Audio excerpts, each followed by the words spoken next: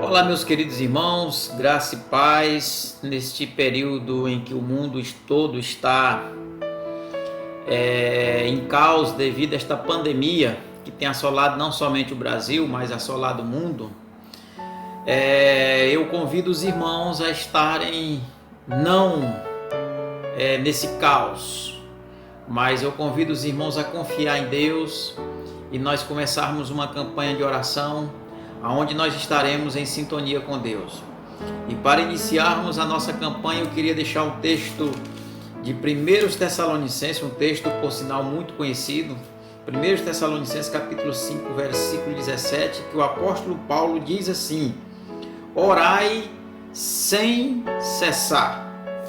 Então, meus irmãos, este texto foi escrito pelo apóstolo Paulo no primeiro século depois de Cristo, a uma igreja que ficava na antiga Grécia, chamada Igreja de Tessalônica, a igreja a qual Paulo, pela ministração e pela plenitude do Espírito Santo, teve o privilégio de plantar aquela igreja naquela cidade. Nós estamos aqui, meus irmãos, diante de um homem que orava, não um homem que mandava a igreja orar, mas um homem que gostava de oração. E se nós analisarmos a primeira carta e a segunda carta de Paulo a esta igreja, nós vamos ver que ele fala muito em oração. 1 Tessalonicenses capítulo 1, versículo 2, olha só o que Paulo diz: damos sempre graças a Deus por todo vós, mencionando-vos em nossas orações e sem cessar. Paulo estava dizendo que todas as vezes que ele se colocava de joelho na presença de Deus era para orar por aquele povo daquela igreja de Tessalônica. Ele era um pastor, um homem totalmente dedicado à oração. A oração para Paulo não era motivo de campanha, a oração para Paulo era motivo de estilo de vida.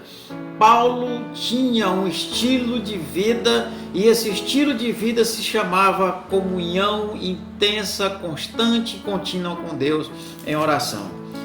E dando mais continuidade ao texto que ele vai escrever dessa carta aos Tessalonicenses, Paulo também vai dizer em 1 Tessalonicenses capítulo 2, versículo 13: outra razão ainda temos nós para incessantemente dar graças a Deus é que, tendo vós recebido a palavra que de nós ouviste, que é de Deus, acolheste não como palavra de homens, e sim como em verdade a palavra de Deus.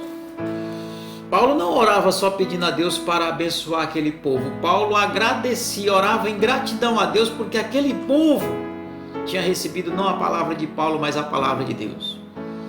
E Paulo vai dizer assim: eu agradeço a Deus pela vida de vocês, e incessantemente, todos os dias eu agradeço a Deus pela vida de vocês, porque vocês receberam a palavra que eu preguei, mas não a minha palavra, e não a palavra de homem, mas a palavra de Deus. Paulo era grato a Deus pelas ovelhas. E essa gratidão a Deus de Paulo, ele fazia essa gratidão através de oração, agradecia a Deus por aquelas ovelhas que Deus os havia dado aos cuidados, colocado aos cuidados de Paulo. E lá em 1 Tessalonicenses capítulo 3, versículo 10, Paulo mais uma vez vai falar sobre oração incessante, contínua e constante. Ele vai dizer: orando dia e noite com o máximo empenho para vos ver pessoalmente e reparar as deficiências da vossa fé. Paulo tinha um cuidado especial com aquelas ovelhas.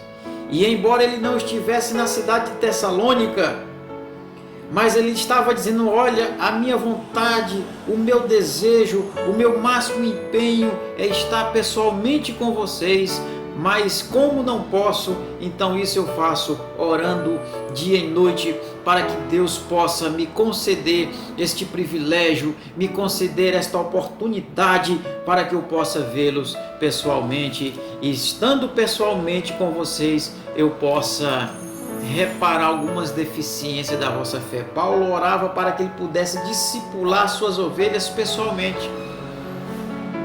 Então, meus irmãos, a dificuldade que Paulo tinha, ele colocava nas mãos do Senhor através da oração. E Paulo continua a sua carta dizendo também assim: irmãos, eu não queria só orar por vocês, eu queria que vocês também orassem por mim. Em 1 Tessalonicenses capítulo 5, versículo 25, Paulo diz: irmãos, orai por nós. Paulo estava ensinando aquela igreja, não somente a orar, mas ensinando aquela igreja a orar sem cessar. Paulo estava dizendo assim: olha, irmãos, da mesma forma que vocês precisam de oração, eu também, como servo de Deus, eu preciso de oração. Então, orai por nós, orai pelo meu ministério, orai pelo meu pastorado.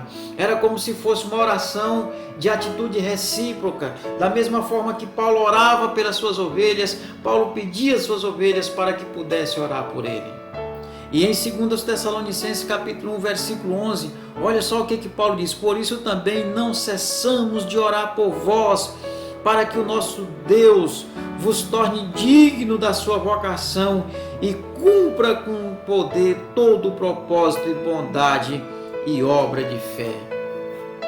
Paulo vai e fala na primeira carta: olha, irmãos, orem por nós. Mas Paulo na segunda carta diz: eu não cesso de orar por vocês, para que o nosso Deus vos torne digno da vocação.